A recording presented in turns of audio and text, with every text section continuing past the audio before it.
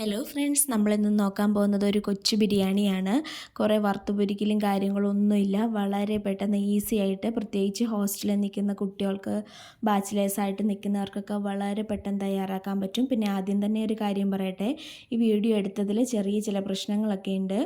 അപ്പോൾ അതെല്ലാവരും എന്നോടൊന്ന് ക്ഷമിക്കണം. തുടക്കമായതുകൊണ്ടാവാം. പോകെ പോകെ നമുക്കത് ശരിയാക്കിയെടുക്കാം. നേരെ നമുക്ക് വീഡിയോയിലേക്ക് പോവാം.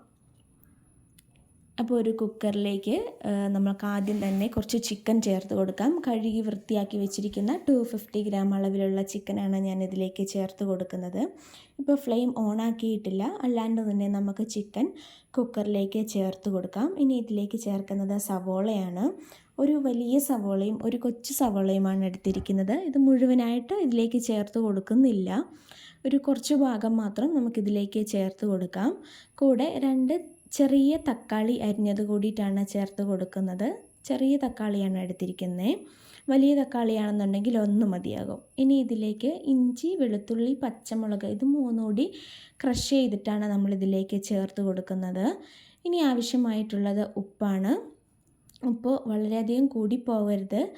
നമുക്കിതിന് വേണ്ടുന്ന അളവിൽ മാത്രം ഒന്ന് നോക്കിയിട്ട് ഉപ്പ് ഇതിലേക്ക് ചേർത്ത് കൊടുക്കുക. അതിനുശേഷം മസാലയായിട്ട് വരുന്നത് മുളക് പൊടി, മല്ലിപ്പൊടി, മഞ്ഞൾപ്പൊടി, ചിക്കൻ മസാല, ഗരം മസാല. കുറച്ചളവിൽ മാത്രമേ ഞാൻ എടുത്തിട്ടുള്ളൂ. നിങ്ങൾക്ക് എരിവൊക്കെ കൂടുതൽ വേണമെന്നുണ്ടെങ്കിൽ ആ അളവിൽ തന്നെ മസാല ഇതിലേക്ക് എടുക്കാവുന്നതാണ്. ഇനി മസാല എല്ലായിടത്തും എത്തത്തക്കവണ്ണം ഒന്ന് മിക്സ് ചെയ്ത് കൊടുക്കാം. അതിനുശേഷം വേണ്ടുന്നത് 1 ഗ്ലാസ് അളവിൽ വെള്ളം കൂടിയിട്ടാണ്. നമുക്ക് വെള്ളം ഇപ്പോൾ ഈ ഒഴിക്കുന്ന വെള്ളം മാത്രമാണ് നമുക്കിതിലേക്ക് എടുക്കുന്നത്.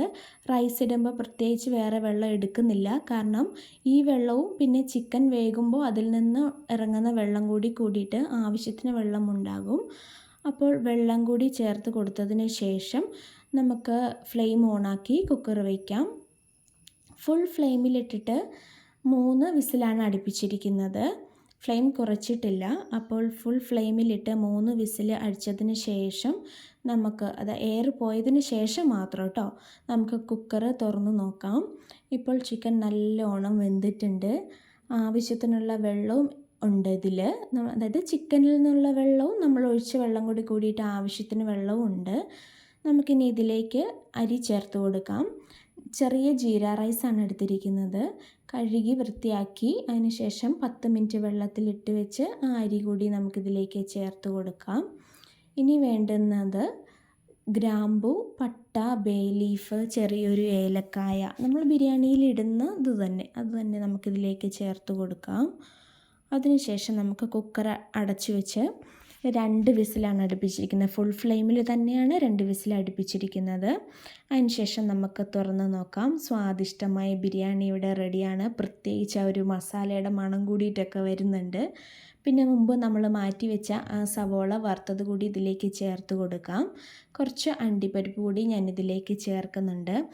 വളരെ സ്വാദിഷ്ടമായ ബിരിയാണിയാണ്. കൂടെ വേറൊന്നും വേണമെന്നില്ല. നമുക്കൊരു സാലഡിൻ്റെ കൂടെ തന്നെ ഈ ബിരിയാണി കഴിക്കാവുന്നതാണ്. റൈസൊന്നും ഒട്ടും വെന്ത് പോയിട്ടില്ല. കറക്റ്റ് വേവാണ് വന്നിട്ടുള്ളത്. അപ്പോൾ ബിരിയാണി ഇവിടെ റെഡിയാണ്. ടാറ്റാ.